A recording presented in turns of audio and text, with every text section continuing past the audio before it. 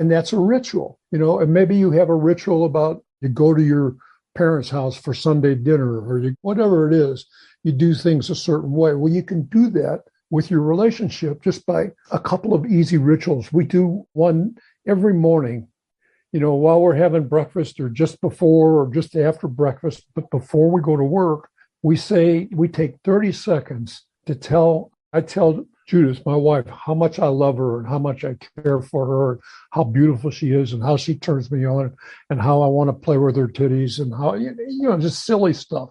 And then she tells me the same thing. She says, oh, you're so handsome and you're so smart. And, you can do whatever, you set out to do. And she makes me feel good. And that's that, 30 seconds, we've taken that time to acknowledge our love for each other and how we feel about each other. And that just kind of sets the day up.